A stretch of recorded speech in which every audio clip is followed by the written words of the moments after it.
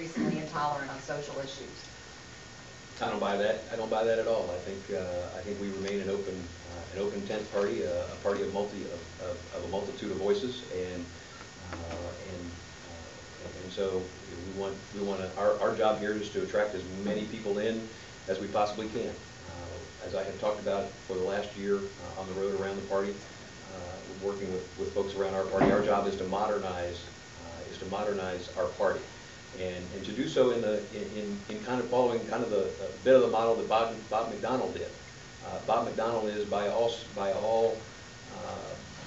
descriptions a very conservative candidate, but he went out and about and he talked about jobs, he talked about taxes, he talked about spending, he talked about transportation, he talked about education, he talked about opportunity, and that's what this election is going to be about.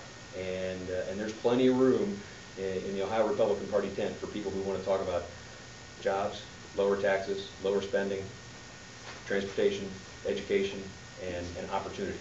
So I feel good about where we're positioned. You could argue that John Corzine might have been taken down by the whole anger over Wall Street and everything. How is that not going to hurt John Casey? Well, I think the Dispatch debunked that in their story on Sunday. Look clearly what you saw. The impression that John's opponents are trying to portray and the reality of his employment at Wall Street or at Lehman Brothers are two very different realities.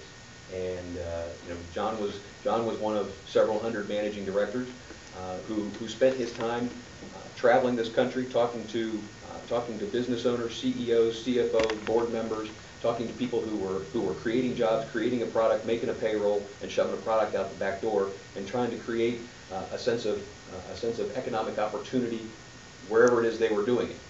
I think those skills, those traits, that networking, the relationships that he made actually could serve Ohio very, very well as we try to bring about a new economy in Ohio.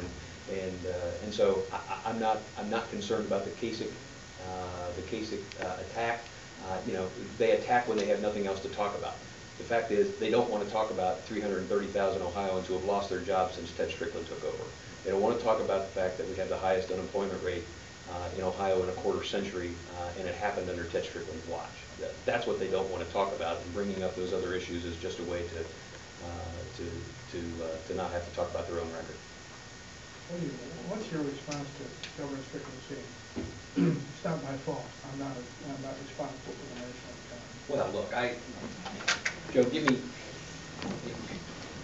what people want in Ohio. People in Ohio are common sense. They're hardworking. They're middle of the road, traditional conservative Midwestern values. You know what people want? People want somebody who will just take responsibility, own up to the fact. Give me, take some measure of responsibility for the fact that you've been governor for 3.5 years and you haven't created a job. It's okay. Just admit it. And then I think the second step is why don't you propose something innovative or creative rather than standing out and making a fuss when NCR leaves Dayton and saying, well, I couldn't get anybody to return my phone call. How about going and sitting in their driveway? How about going and sitting on the top of their car? How about going and sitting in the 7 World Trade Center building and saying, I'm not letting you leave Ohio until I have a chance to talk to you and figure out why you're leaving. What's missing in this governor's administration is leadership. What's missing is leadership.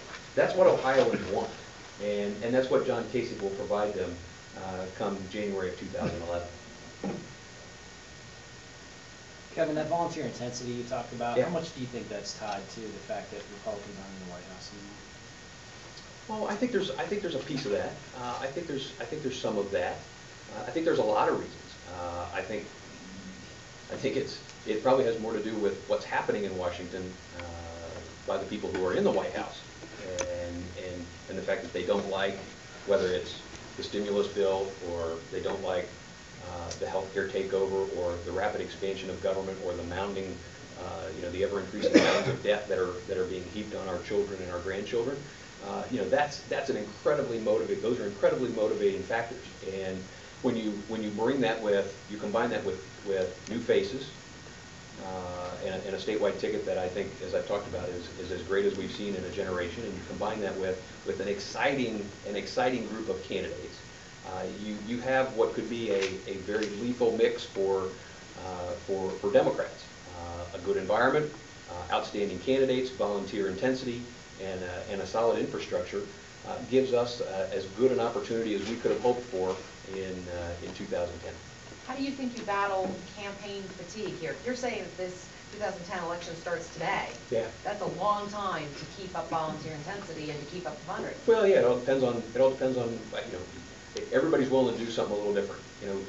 Wherever I go, I always ask people to get involved in, whether it's 2 hours a month, 2 hours a week, 2 hours a day, or 2 hours between now and election day. I don't care. But what I know is that there's a bunch of Republican voters and a bunch of independent voters who don't like what's going on in Washington. They're not pleased about what's happening in Ohio, and they all have 2 hours. Some of them have 2 hours a day, 2 hours a week, 2 hours a month, 2 hours between now and election. And our job as a state party is to connect with them, figure out what they can and are willing to do, and then connect them with our candidates and take advantage of it. We do that every day, and the volunteer intensity and the Republican intensity and interest in the election of 2010 is something we haven't seen here for a long, long time. The Democrats were